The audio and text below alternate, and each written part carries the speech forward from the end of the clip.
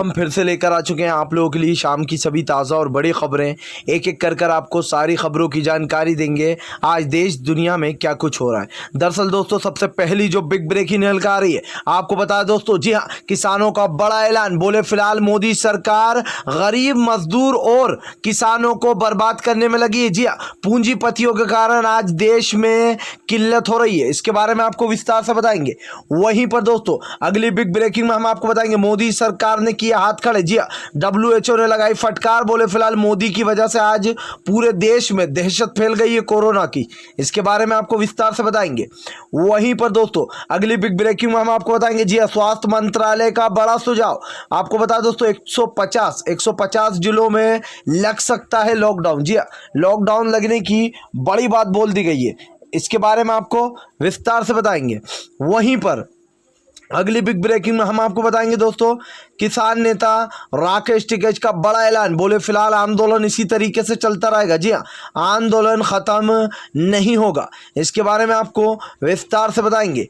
वहीं पर दोस्तों अगली बिग ब्रेकिंग में हम आपको बताएंगे असद ओवैसी भड़के मोदी पर। जी हाँ, बोले फिलहाल ये गोदी मीडिया और मोदी के कारण आज लोगों की जानें जा रही हैं। इसके बारे में भी आपको विस्तार से बताएंगे।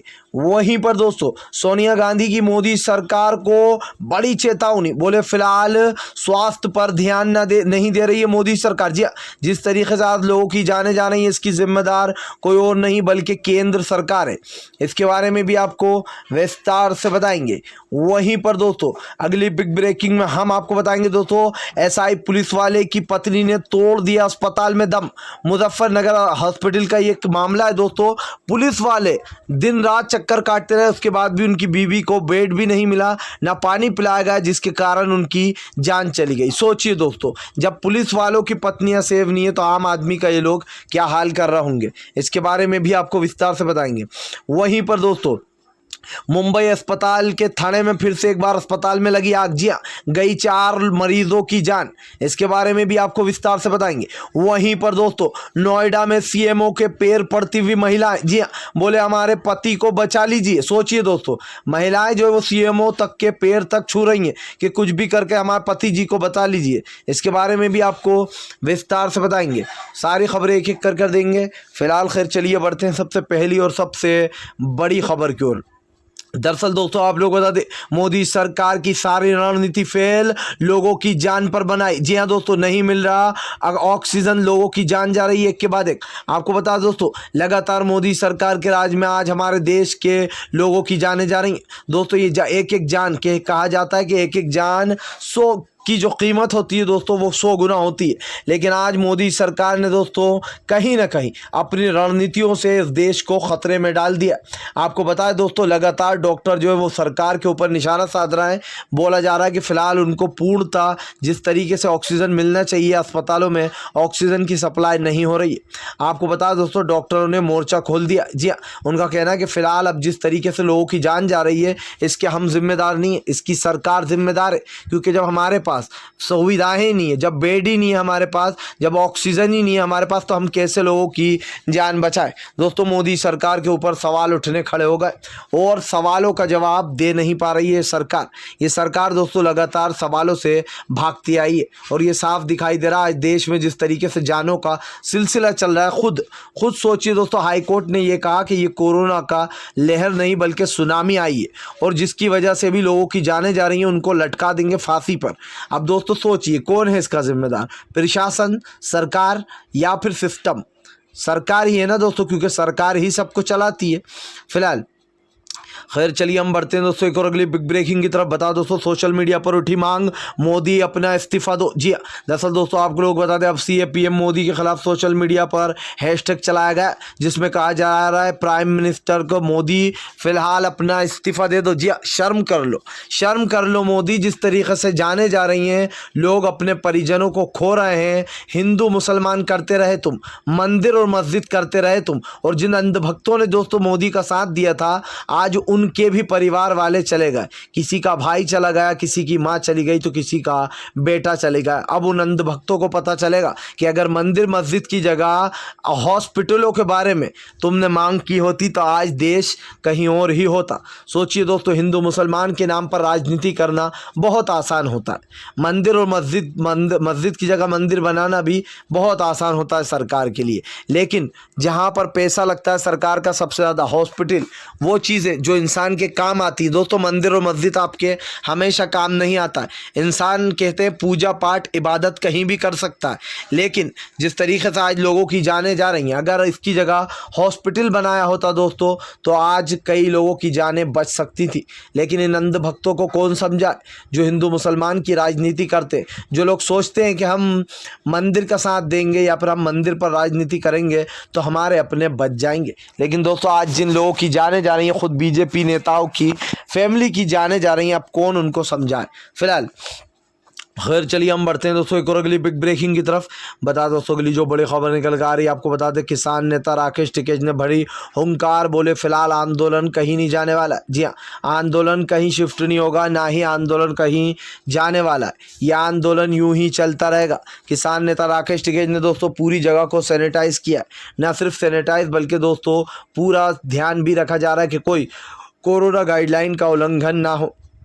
इसी के चलते दोस्तों अब किसान नेता राकेश टिकैत ने कहा है कि फिलहाल आंदोलन यूं ही चलने वाला है और इस आंदोलन को आगे बढ़ाते रहेंगे।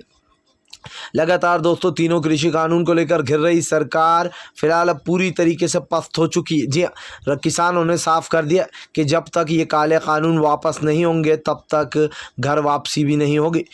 फिलहाल खैर चलिए हम बढ़ते हैं दोस्तों एक और अगली बड़ी खबर की ओर।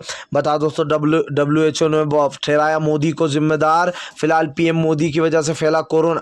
दरअसल दोस्तों आप लोग बता WHO को कहना है कि फिलहाल केंद्र सरकार की गलती की वजह से आज कोरोना ने विकराल रूप ले लिया। अगर इसको पहले ही दोस्तों इसको रोका जा सकता था, लेकिन सरकार ने दोस्तों स्वास्थ्य पर न ध्यान देकर अपनी चुनावी रैलियों में ध्यान दिया। सोचिए दोस्तों, जगह जगह चुनाव कराए गए, रैलियों में लाखों लाखों की भीड़, उस भीड़ का खामियाजा आज गरीब लोग और दोस्तों आम मिडिल क्लास लोग भुगत रहे हैं। क्योंकि दोस्तों ये नेता लोग तो अपने घर में आराम से बैठे, लेकिन जो आम आदमी है उसकी जान जा रही है। कोई अपने पति को नहीं बचा पा रहा है, तो कोई अपनी माँ को नहीं बचा पा रहा है, तो कोई अपने बेटे को। आज जिस तरीके से दोस्तों मौतों के आंकड़े निकल कर सामने आ रहा है, ये डरा देने वाले हैं। जी हाँ, ये आम जनता को डरा रहा है। लेकिन दोस्तों कहते हैं ना कि जब दिमाग में भूसा भरा जाए तब सरकार जो है इसी तरीके की हरकतें करती है।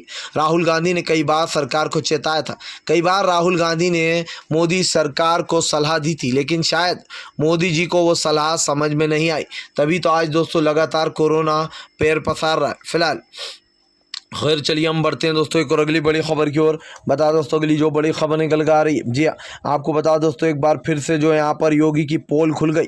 खुद दोस्तों पुलिस अधिकारी IAS ने खोली योगी की पोल। सोचिए दोस्तों, जब SI पुलिस वाले की पत्नी की जान नहीं बच सकी तो आम आदमी कैसे अपनी जान बचाएगा। दरअसल दोस्तों सोशल मीडिया पर एक वीडियो तेज़ी से वायरल हो रहा है, जो कि आपको बता दोस्तों मुजफ्फरपुर नगर का, जी हाँ, मुजफ्फरनगर हॉस्पिटल का ये वीडियो है दोस्तों, जहाँ पर SI की पत्नी ने अपनी आखिरी सांसें ली। SI का कहना है कि मैं वर्दी में इधर से उधर घूमता रहा, मैं वर्दी में इधर से उधर लोगों से गुहार लगाता रहा, लेकिन फ़िलहाल मेरी पत्नी को किसी ने मदद नहीं की, ना ही मेरी पत्नी को ऑक्सीजन मिल पाया।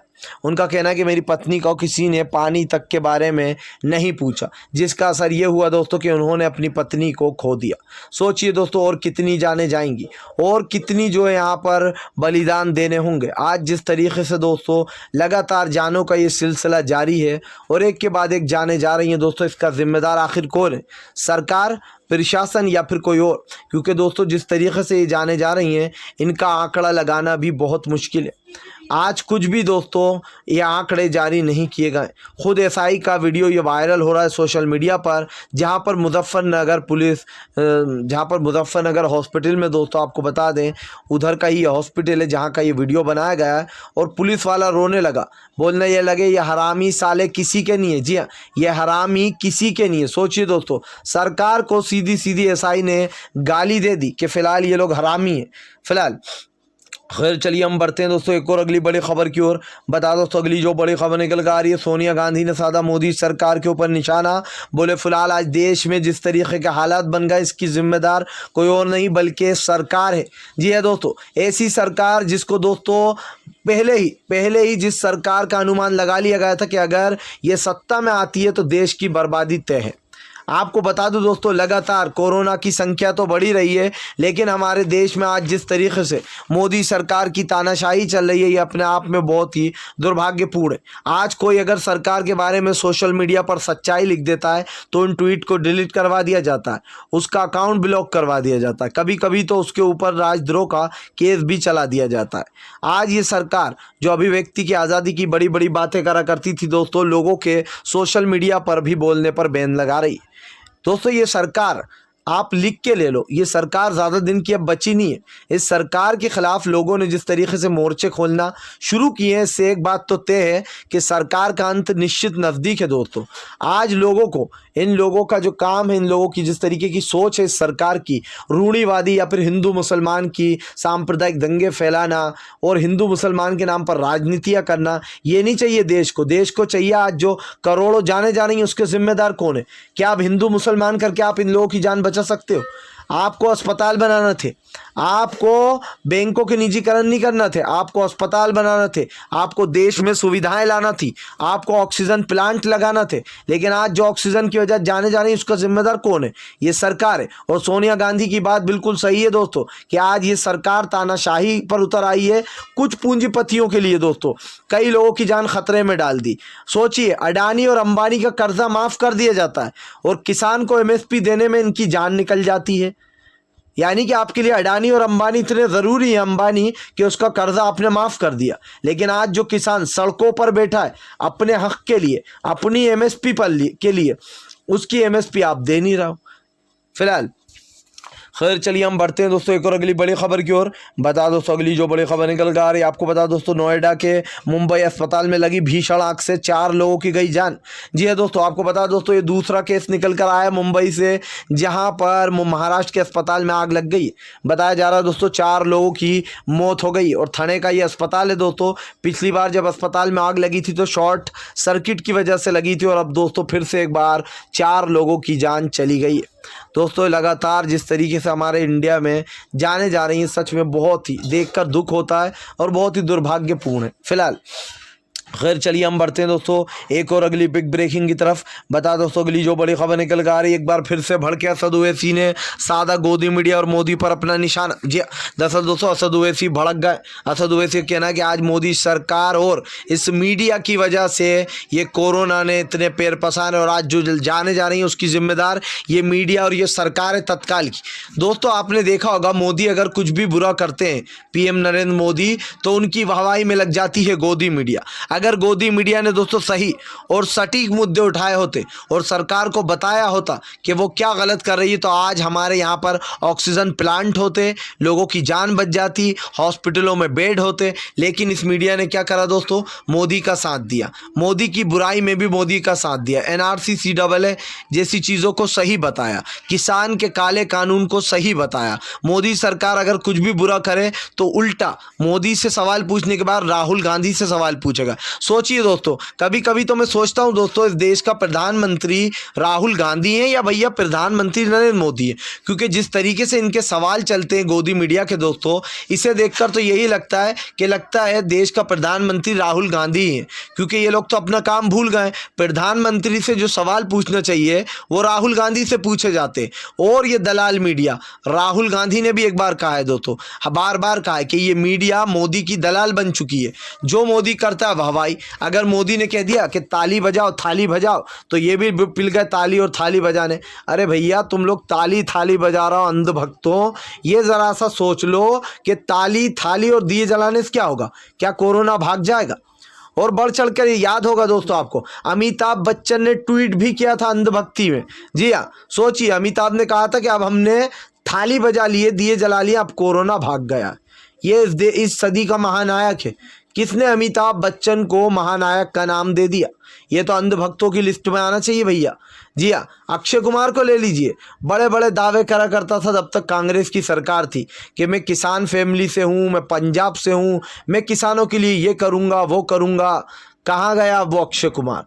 किसानों का साथ न देकर सरकार का साथ देने वाला वो दलाल जो कि राम मंदिर के लिए तो चंदे की अपील करता है, लेकिन आज जो देश में जाने जा रही है उसके लिए कुछ नहीं बोलता है। ये कैसे एक्टर है दोस्तों? इनको किसने एक्टर बना दिया? सवाल ये उठना चाहिए, क्योंकि इनमें ज़रा सी इंसानियत नहीं है कि एक तो सवाल उठा ले। कम से कम अगर तुम आवाज़ नहीं उठा सकते तो सरकार का साथ भी मत दो, जैसे और एक्टर नहीं देते। लेकिन इनको सरकार की दलाली करना है, लेकिन सही मुद्दों पे नहीं बोलना है। फिलहाल अगर आप भी शांतिपूर्ण ढंग से पीएम की इन सभी गलत नीतियों का दिल से विरोध करते हो और आप मानते हो ये सरकार एक तानाशाह सरकार है, इसको तत्काल में अपना इस्तीफा दे देना चाहिए, तो इस वीडियो को ज़्यादा से ज़्यादा शेयर कीजिए, लाइक कीजिए, और अगर आप हमारे चैनल पर पहली बार आएँ तो सब्सक्राइब करने के साथ साथ पास में एक घंटी आएगी यानी कि बेल आइकन, उसको ज़रूर दबाएं ताकि हमारे हर वीडियो की अपडेट आपको मिल पाए।